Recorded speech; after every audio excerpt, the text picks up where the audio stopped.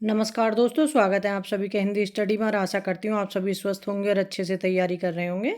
दोस्तों आज हम ये जो क्वेश्चन करने वाले हैं इसके लगभग 3 पार्ट तो मैं डाल चुकी हूँ। ये हिंदी साहित्य के इतिहास के जो क्वेश्चन लास्ट ईयर आ चुके हैं वो क्वेश्चन डाल रही हूँ। ये यूथ जो प्रैक्टिस चैट आता है उससे डाल रही हूँ, ठीक है। इसमें आदिकाल के और अब इसके बाद ये आदिकाल के शुरू करूँगी। इसी तरह से भक्तिकाल रीतिकाल अपना कंप्लीट करेंगे, ठीक है। और आज का अपना क्वेश्चन देखते हैं। और आप मेरे चैनल पर पहली बार आए हैं तो चैनल को सब्सक्राइब कर लेना, बेल आइकन को क्लिक कर लेना और जिससे आने वाली वीडियो को नोटिफिकेशन आपको मिल सके। और वीडियो अगर पसंद आए तो वीडियो को लाइक ज़रूर करना, ठीक है। स्टार्ट करते हैं आज की क्लास। हिंदी साहित्य का दूसरा इतिहास ग्रंथ के लेखक हैं, तो हिंदी साहित्य का दूसरा इतिहास ग्रंथ के लेखक कौन है? ऑप्शन हमारा इसमें डी सही होगा, बच्चन सिंह। नामवर सिंह का क्या है? आधुनिक हिंदी साहित्य की प्रवृत्तियाँ। सुमन राजे का क्या है? हिंदी साहित्य का आधा इतिहास सुमन राजे ने लिखा। हिंदी साहित्य का इतिहास, आधुनिक आधुनिक हिंदी साहित्य का इतिहास, ये भी बच्चन सिंह का है। आगे देखते हैं। हिंदी साहित्य का आधा इतिहास ये किसका है? ये सुमन राजे का है। रामचंद्र शुक्ल ने हिंदी साहित्य के आधुनिक काल को किस नाम से अभिहित किया है? तो रामचंद्र शुक्ल ने आधुनिक काल को गद्य काल के नाम से पुकारा है। मिस्र बंधुओं विनोद का चौथा भाग कब प्रकाशित हुआ? तो मिस्र बंधु विनोद का चौथा भाग प्रकाशित हुआ था 1934 में और पहले 3 भाग आए थे 1913 में। कालक्रम अनुसार लिखा गया हिंदी साहित्य का प्रथम इतिहास ग्रंथ है, तो कालक्रम अनुसार लिखा गया हिंदी साहित्य का प्रथम ग्रंथ है इस्तवार दाला लिटरेचर इन द ये हिंदुस्तानी। सबसे पहले वो लिखा गया था गाडसा दासी का। आगे देखते हैं। हिंदी साहित्य का वैज्ञानिक इतिहास के लेखक हैं, तो हिंदी साहित्य के वैज्ञानिक इतिहास के लेखक कौन है? गणपति चंद्रगुप्त हैं। अधिकांश साहित्य इतिहासकारों के अनुसार हिंदी के प्रथम कवि हैं, तो अधिकांश इतिहासकारों के अनुसार हिंदी का प्रथम कवि सबकी सर्वसम्मति से माना गया सरहप्पा को। हिंदी साहित्य के संदर्भ में गाडसा तासी का किस रूप में उल्लेख किया गया है? तो गाडसा तासी को किस रूप में उल्लेख किया गया है? इतिहासकार के रूप में।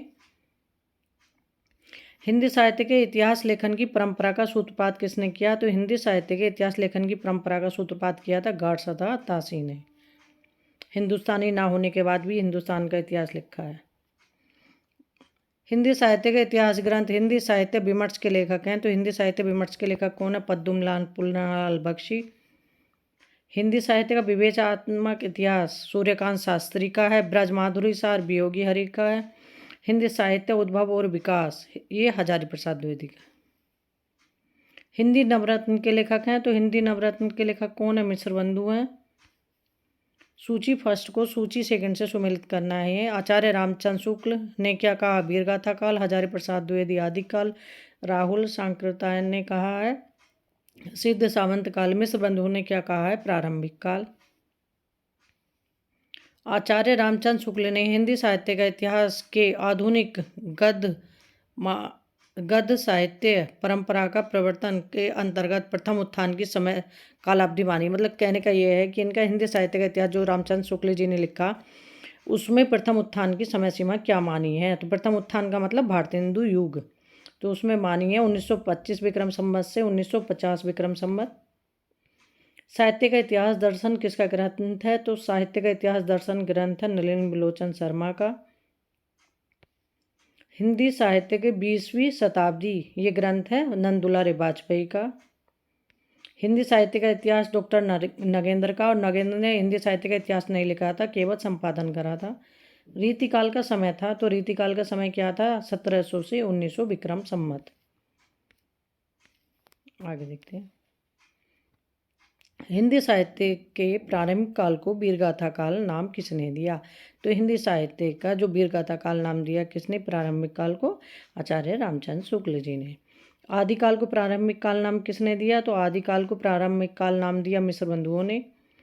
आदिकाल को बीजवापन काल किसने कहा? महावीर प्रसाद द्विवेदी ने। देखो आदिकाल के नाम मतलब प्रत्येक ईयर आए हुए, इस तरह से अपना देख जरूर लेना कि ये कौन कौन से आते हैं। रीतिकाल को अलंकृत काल नाम किसने दिया? तो रीतिकाल को अलंकृत काल नाम दिया मिश्र बंधुओं ने। हिंदी में हिंदी साहित्य का इतिहास सबसे पहले किसने लिखा? हिंदी में हिंदी साहित्य का इतिहास सबसे पहले किसने लिखा था? शिव सिंह सेंगर ने। इसमें पूछा है हिंदी में, ठीक है। अब पूछते हैं हिंदी साहित्य का पहले इतिहास लिखा था गार्सदा दासी ने।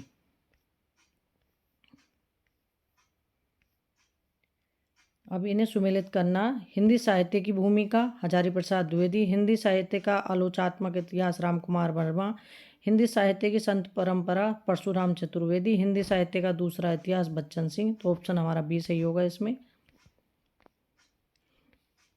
हिंदी साहित्य के इतिहास लेखकों का सही कालक्रम क्या है? तो इसमें ऑप्शन हमारा डी सही होगा। मिश्र बंधु, रामचंद्र शुक्ल, राम कुमार वर्मा, हजारी प्रसाद द्विवेदी।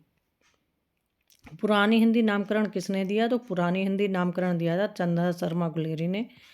इन साहित्य इतिहास ग्रंथों को उनके लेखकों के साथ सुमेलित कीजिए। तो इसमें हिंदी साहित्य का नया इतिहास रामस्वरूप चतुर्वेदी। हिंदी साहित्य का वैज्ञानिक इतिहास गणपति चंद्रगुप्त। हिंदी साहित्य का आलोचनात्मक इतिहास राम कुमार वर्मा। हिंदी साहित्य और संवेदना का विकास रामस्वरूप चतुर्वेदी। तो इसमें ऑप्शन हमारा ए सही होगा। आचार्य शुक्ल के अनुसार हिंदी साहित्य का आविर्भाव कब से माना जाता है? आचार्य शुक्ल के अनुसार हिंदी साहित्य का आविर्भाव माना जाता है प्राकृत की अंतिम अपभ्रंश अवस्था से।